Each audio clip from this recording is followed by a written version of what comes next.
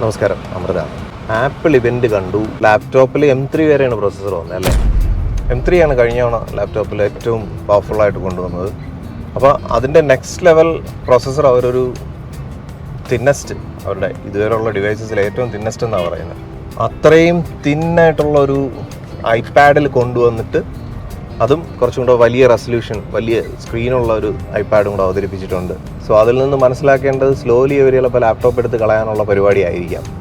കാരണം ഇപ്പോൾ അതിൻ്റെ കൂടെ ഒരു പുതിയ മാജിക് കീബോർഡ് അല്ലേ, മാജിക് കീബോർഡല്ലേ, ഒരു പുതിയ കീബോർഡും കൂടെ വന്നിട്ടുണ്ട്. ഒരു പ്രോ ലെവലിലുള്ളൊരു കീബോർഡും കൂടെ കൊണ്ടുവന്നിട്ടുണ്ട്. അപ്പോൾ ആ ഒരു കീബോർഡിൽ വെച്ച് കഴിഞ്ഞാൽ ഇതൊരു അത്യാവശ്യം നല്ലൊരു ലാപ്ടോപ്പ്, കുറച്ചുകൂടെ കംഫർട്ടബിൾ ആയിട്ടുള്ളൊരു, പിന്നെ ഈസി ടു ക്യാരി, അങ്ങനെ ഒരു ലാപ്ടോപ്പായിട്ടും കൂടെ യൂസ് ചെയ്യാം.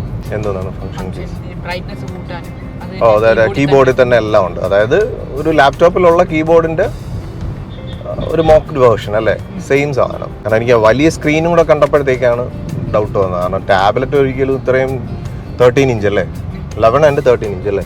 പിന്നെ അതുപോലെ തന്നെ ടാബിന് വേണ്ടിയിട്ടൊരു പ്രോ പെൻസിലും കൂടെ അവർ അവതരിപ്പിച്ചിട്ടുണ്ട്. അത് ശരിക്കും ക്രിയേറ്റേഴ്സിന്, അൾട്ടിമേറ്റ് ആയിട്ടുള്ള ഇല്ലസ്ട്രേറ്റർ ഇങ്ങനെയുള്ള സംഭവങ്ങളൊക്കെ ചെയ്യുന്ന ഹൈ ഡെഫിനിഷൻ ക്രിയേറ്റേഴ്സിന് വേണ്ടിയിട്ടുള്ളൊരു പെർഫെക്റ്റ് ടൂളാണ്. അപ്പോൾ അതിനൊന്നും കൂടെ അവർ ട്വീക്ക് ചെയ്ത് കുറച്ചും കൂടെ ഒപ്റ്റിമൈസ്ഡ് ആക്കിയിട്ട് അവർ ഇറക്കിയിരിക്കുകയാണ്.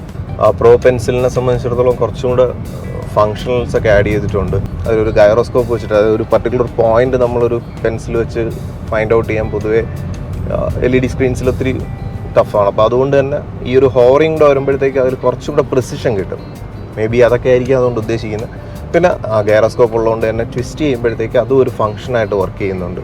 ഇപ്പോൾ ഉദാഹരണത്തിന് പെയിൻറ്റിങ് അങ്ങനെയുള്ള കാര്യത്തിനൊക്കെ കുറച്ചും കൂടെ ഒരു ഹൈ ഗ്രേഡ് പ്രൊഫഷണൽ ടച്ച് കൊടുക്കാൻ പറ്റും അതിനകത്ത്. പിന്നെ ഹോവറിങ് പോലെ തന്നെ ഒരു ഹാപ്റ്റിക് മോട്ടർ അതിനകത്ത് വെച്ചിട്ടുണ്ട്. ഇപ്പോൾ ഹാപ്റ്റിക് മോട്ടറിൻ്റെ ഒരു യൂസ് എന്ന് പറഞ്ഞു കഴിഞ്ഞാൽ കുറച്ചും കൂടെ ഒരു സെൻസ് ഓഫ് ക്രിയേറ്റിവിറ്റി എന്നൊക്കെ പറയുന്ന കണക്കുള്ള ഒരു സംഭവമൊക്കെ കിട്ടും. അത്രയും വലിയൊരു പ്രൊഫഷണൽ ഗ്രേഡിലുള്ള ആളുകൾക്കത് വളരെ വണ്ടർഫുൾ ആയിട്ടുള്ള ഒരു മാജിക് ബാൻഡ് തന്നെ ആയിരിക്കും. അപ്പോൾ M4 എന്ന് പറയുന്ന ഒരു പ്രൊസസ്സർ എന്ന് പറയുന്നത് എനിക്ക് തോന്നുന്നു അൾട്ടിമേറ്റ് കത്തിക്കലായിരിക്കും. M4ൽ നമുക്ക് ഐഫോൺ വെച്ച് തന്നെ വീഡിയോസ് ക്യാപ്ചർ ചെയ്യാനുള്ളൊരു പുതിയ സംവിധാനം കൂടെ കൊണ്ടുവന്നിട്ടുണ്ട്.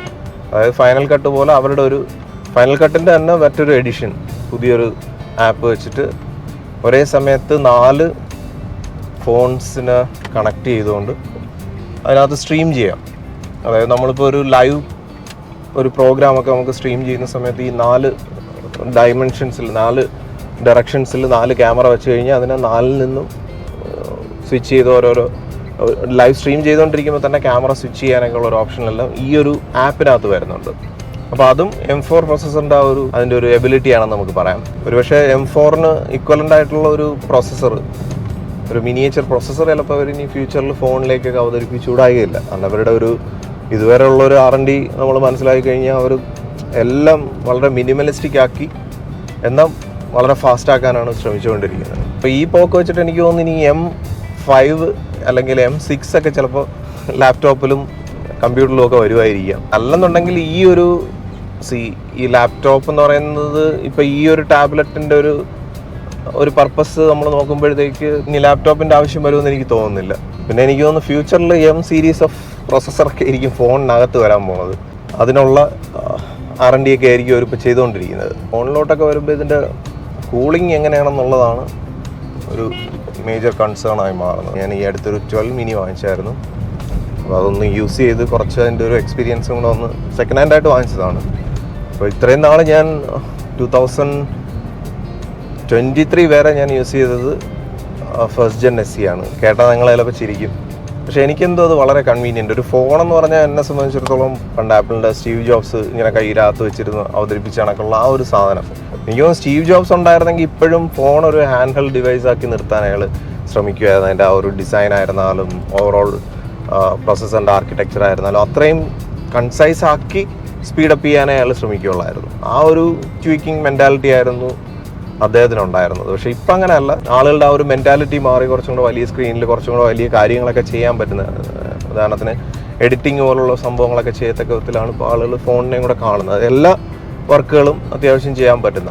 എല്ലാവരും പറയും ആപ്പിളിൽ ഓരോ വർഷവും വരുമ്പോഴത്തേക്ക് ആപ്പിളിലോ ഇതിനകത്ത് പ്രത്യേകിച്ചൊന്നുമില്ല, മറ്റതിൻ്റെ പുതിയ ഓൾഡ് വൈൻ ന്യൂ ബോട്ടിൽ എന്നുള്ള രീതിയിൽ പറയും. പക്ഷെ ഞാൻ പലപ്പോഴും ആലോചിക്കുന്ന ഓരോ വർഷവന്മാർ ഇതിനകത്ത് എന്തൊക്കെയാണ് കാണിക്കാൻ പറ്റുന്നത്. ഒരു പർപ്പസ് ഉണ്ടല്ലോ, ഒരു ഗാഡ്ജറ്റിനെ സംബന്ധിച്ചിടത്തോളം ഒരു പർപ്പസ് ഉണ്ട്.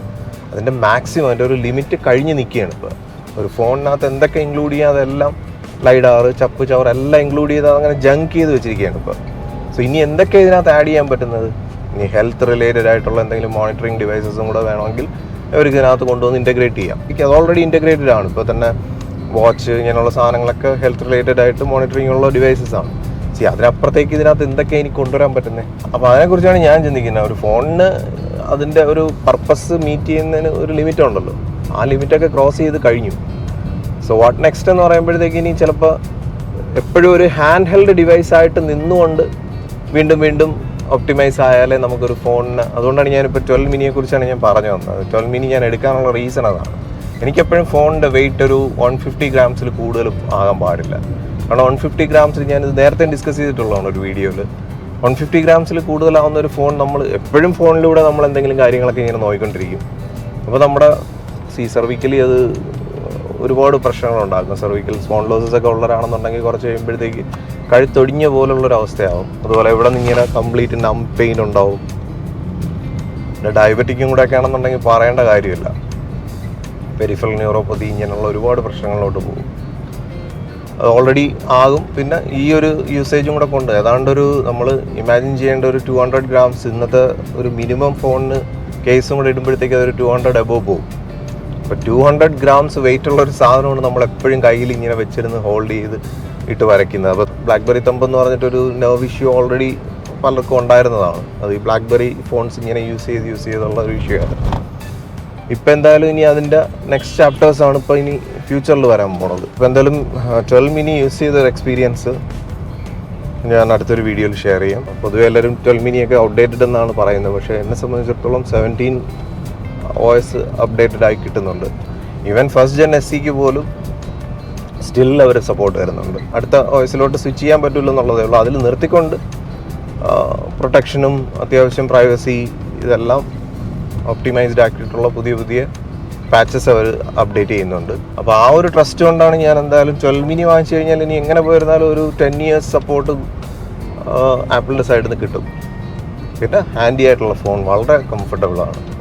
പിന്നെ സ്ക്രീനിനകത്ത് നമ്മൾ ഈ പറഞ്ഞ കണക്ക് നമ്മളെ ഹാൻഡിൽ കയ്യിൽ പിടിച്ചു കഴിഞ്ഞാൽ തന്നെ നമുക്ക് ഫിംഗേഴ്സ് വെച്ച് അത്യാവശ്യം എല്ലാ ന്യൂക്ക് ആൻഡ് കോർണേഴ്സിലും നമ്മുടെ ഫിംഗേഴ്സ് വെച്ച് തന്നെ ഓപ്പറേറ്റ് ചെയ്യാൻ പറ്റും. അപ്പോൾ അങ്ങനെയുള്ള റീസൺസ് ഒക്കെ വെച്ച് പിന്നെ ബാറ്ററി ലൈഫ് ഒരു കൺസേൺ ആയിട്ട് പലരും പറയുന്നുണ്ട്. പക്ഷേ എനിക്കത് ഫീൽ ചെയ്തില്ല. 1 day ഫുൾ അത്യാവശ്യം കുറച്ച് വീഡിയോസൊക്കെ നോക്കിയാലും 1 day ഫുൾ എനിക്ക് കിട്ടുന്നുണ്ട്. ഒരു കവർ ഓർഡർ ചെയ്തിരിക്കുന്നത് നമ്മുടെ കിട്ടിയാൽ മാത്രമേ അത് കംപ്ലീറ്റ് ആകത്തുള്ളൂ. ഇതാണ് സാധനം. അപ്പോൾ ഈ ഒരു സാധനം ഞാൻ വാങ്ങിച്ചത് സെക്കൻഡ് ഹാൻഡ് ആയിട്ടാണ്. പക്ഷേ ഇതൊരു അത്യാവശ്യം നല്ല പീസായിരുന്നു. ഇതങ്ങനെയുള്ള എനിക്കൊന്ന് ഫോറിൻ കൺട്രീസിൽ നിന്നൊക്കെ വരുന്ന പീസാണ്. അതുകൊണ്ട് തന്നെ ഒരു ഡാമേജോ ഫിസിക്കലി ഒരു ഇഷ്യൂസും ഇല്ല. പിന്നെ നമുക്ക് ഐഫോണിൻ്റെ ഒരു പ്രത്യേകത എന്ന് പറഞ്ഞാൽ നമുക്ക് കംപ്ലീറ്റ് ചെക്ക് ചെയ്ത് നോക്കാൻ പറ്റും. ഇത് എവിടെയെങ്കിലും സർവീസ് ചെയ്തിട്ടുണ്ടോ, എന്തെങ്കിലും സ്പെയർസ് മാറിയിട്ടുണ്ടോ, ഇതെല്ലാം നമുക്ക് അവരുടെ ഒഫീഷ്യൽ വെബ്സൈറ്റിലൂടെ നമുക്ക് നോക്കാൻ പറ്റും. അപ്പം അങ്ങനെയൊക്കെ നോക്കിയപ്പോൾ നല്ല ഫ്രഷ് പീസ് പോലെയാണ് എനിക്ക് തോന്നിയത്. പിന്നെ എത്ര അവേഴ്സാണ് യൂസ് ചെയ്തത്, എത്ര കോൾസ് നിന്ന് പോയിട്ടുണ്ടെന്നുള്ളതൊക്കെ ഞാൻ ചെക്ക് ചെയ്ത് നോക്കി. അതൊക്കെ എനിക്ക് ഓക്കെ ആയിട്ടാണ് തോന്നിയത്. അപ്പോൾ അതെല്ലാം വെച്ചിട്ട് നിങ്ങൾക്ക് ഈ ഇത്തരത്തിലുള്ള അത്യാവശ്യം നല്ല ഫോൺസ് വാങ്ങിക്കണമെന്നുണ്ടെങ്കിൽ ഞാനൊരു കോൺടാക്ട് നമ്പർ ഇതിനകത്ത് കൊടുക്കാം. അവരെനിക്ക് തോന്നുന്നു പുറത്തുനിന്നൊക്കെ കൊണ്ടുവരുന്നതാണ്. ഇപ്പോൾ UAE എടുത്തു കഴിഞ്ഞാൽ ഫോൺസൊക്കെ അത്യാവശ്യം നല്ല ചീപ്പായിട്ട് അവിടെ വാങ്ങിക്കാൻ കിട്ടും.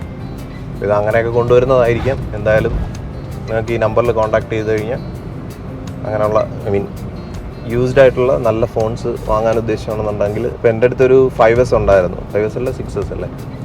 6S നല്ല സൂക്ഷിച്ച് ഉപയോഗിച്ചുകൊണ്ട് തന്നെ എനിക്കത് എക്സ്ചേഞ്ച് ചെയ്താണ് ഞാനിത് വാങ്ങിച്ചത്. അതിനെനിക്ക് അറൗണ്ട് 6,000 കിട്ടി. 5,500 to 6,000 പറഞ്ഞു. പക്ഷേ എങ്കിലും അതിനകത്ത് ഒരു സ്ക്രാച്ചസോ ഒരു പ്രോബ്ലം ഉണ്ടായിരുന്നില്ല. അതുകൊണ്ട് തന്നെ എനിക്ക് 6,000 കിട്ടി. സോ അപ്പോൾ എനിക്ക് കമ്പയർ ചെയ്ത് നോക്കിയപ്പോഴത്തേക്ക് വർത്തായിട്ട് തോന്നി. എന്ത് പറ്റി? അതെ, ട്രിവാൻഡ്രത്തൊക്കെ അന്വേഷിച്ച് നോക്കിയപ്പോഴത്തേക്ക് 2,500 രൂപ തരാം എന്നാണ് പറഞ്ഞത്. അപ്പോൾ അത് വെച്ച് കമ്പയർ ചെയ്തപ്പോഴത്തേക്ക് ഇരട്ടി കിട്ടിയില്ലേ? ഇരട്ടിയല്ല, അതിൽ കൂടുതൽ കിട്ടി. പിന്നെ ഈ പ്രൈസ് അതിൽ ഒത്തിരി കുറച്ച് കിട്ടുകയും ചെയ്തു. സോ അപ്പോൾ നല്ല വേർത്ത് ഡീലാണ്. ഞാനിതിപ്പോൾ എനിക്ക് തോന്നുന്നു 3rd ബൈ ചെയ്യാൻ കണ്ടാണ് അദ്ദേഹത്തിൻ്റെ അടുത്ത്. സോ വേർത്താണ്. നിങ്ങൾക്ക് വേണമെന്നുണ്ടെങ്കിൽ കോൺടാക്ട് ചെയ്യാം. You can go for upgrade or exchange, എല്ലാത്തിനും പോസിബിലിറ്റി ഉണ്ട്. ഇത് കണ്ടിട്ട് എൻ്റെ ഫോൺ കണ്ടിട്ട് ഇപ്പോൾ 2 ഫ്രണ്ട്സ് അവരുടെ ഇരിക്കുന്ന 13 അങ്ങനെയുള്ള സാധനങ്ങളൊക്കെ ഒന്ന് സെല് ചെയ്യാനുള്ള പ്ലാനൊക്കെ ഉണ്ട്. എനിവേ വേർത്ത് ഡീൽ. സോ അപ്പോൾ ഇത്രയൊക്കെയാണ്. ആപ്പിൾ ഐപാഡിനെ കുറിച്ച് പറയാനുള്ളത് അറിഞ്ഞില്ല. 12 mini യൂസ് ചെയ്ത എൻ്റെ ഒരു എക്സ്പീരിയൻസും 12 mini ഇനിയുള്ള വർഷങ്ങളിൽ വാങ്ങിച്ച എത്രത്തോളം വർത്താണെന്നുള്ളതും എനിക്കത് എത്രത്തോളം വർത്താകുന്നു എന്നുള്ളതും ഒക്കെ ഞാൻ ഡീറ്റെയിൽഡായിട്ട് അടുത്തൊരു വീഡിയോയിൽ ഡിസ്കസ് ചെയ്യാം. അപ്പോൾ എന്തായാലും മറ്റൊരു ബ്ലിസ്ഫുൾ സ്റ്റോറി ആയിട്ടോ അല്ലെങ്കിൽ ഒരു ഗാഡ്ജറ്റ് റിലേറ്റഡ് ടെക് റിലേറ്റഡ് ആയിട്ട് ഞാൻ ശരിക്കും മോനെ കൊണ്ട് ചെയ്യിപ്പിക്കാനിരുന്നത് ഈ വീഡിയോസ്. ആക്ച്വലി അവൻ വളരെ ഒരു ടെക് എന്തൂസിയാസ്റ്റാണ്. അപ്പോൾ ഞാൻ എപ്പോഴും അവൻ്റെ അടുത്ത് പറഞ്ഞതാണ്, ഈ ചാനലിൽ തന്നെ എനിക്കിതിൽ ഇൻട്രസ്റ്റ് ഉണ്ട്, പക്ഷേ എനിക്ക് അതിനുള്ള ടൈം കിട്ടാറില്ല. എനിക്ക് എൻ്റേതായിട്ടുള്ള കോണ്ടൻസിന് ഒരുപാട് എഡിറ്റ് ചെയ്ത് വെച്ചിട്ടുണ്ട്, അതൊക്കെ ചെയ്യാനുണ്ട്. ഒരുപാട് ബ്ലിസ്ഫുൾ സ്റ്റോറീസ് ഞാൻ ഇങ്ങനെ അണ്ടർ വർക്കിലാണ്. അപ്പോൾ അതിനോടൊപ്പം ഒരു ടെക് ഏരിയയിലുള്ള കാര്യങ്ങൾ ആളെപ്പോഴും പക്ക അപ്ഡേറ്റഡ് ആയിട്ട് നിൽക്കുന്നതാണ്. അപ്പോൾ എങ്കിൽ അതിനെക്കുറിച്ച് എന്തെങ്കിലും ഇൻട്രസ്റ്റഡ് ആയിട്ടുള്ള വ്യൂസ് ഷെയർ ചെയ്യണമെന്നുണ്ടെങ്കിൽ ഞാൻ പറയുന്നുണ്ട്. സോ അദ്ദേഹത്തിന് ടൈം കിട്ടുകയാണെന്നുണ്ടെങ്കിൽ നമുക്ക് അങ്ങനെ ഒരു ടെക് ഡിസ്കഷനൊക്കെ ആയിട്ട് നമുക്ക് വീണ്ടും കൂടാം. Thank you for watching. Thank you for supporting.